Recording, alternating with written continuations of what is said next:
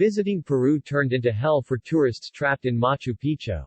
Machu Picchu is the lifeline for tourism in Peru, an important foreign revenue earner for this South American country. According to an ETN source, this lifeline may get cut for weeks to come.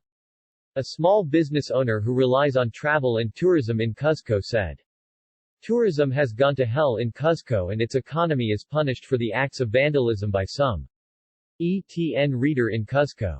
A source in Cuzco, Peru told E-Turbo News that tourism professionals expect more major problems and the situation is getting worse by the day. A group of protesters is trying to take over Alejandro Velasco Estate Airport in Cuzco. Cuzco is the gateway to Macchu Picho. Cuzco also turned into a second center of protests and unrest after Lima, the capital of Peru. Machu Picchu is an Incan citadel set high in the Andes Mountains in Peru, above the Urubamba River Valley.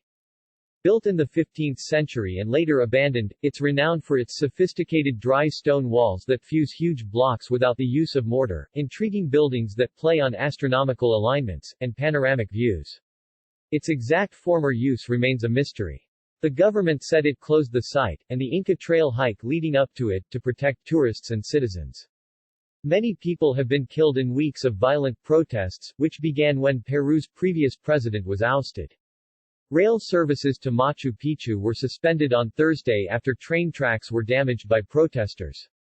According to Peruvian Tourism Minister Luis Fernando Helguero, more than 300 visitors are stranded without a way out.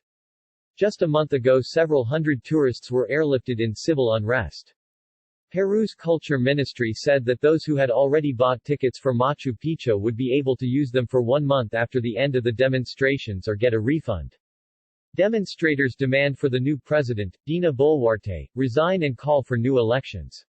So far the president refused to do so. The protesters want former President Pedro Castillo to be released from jail, saying he is still Peru's legitimate head of state.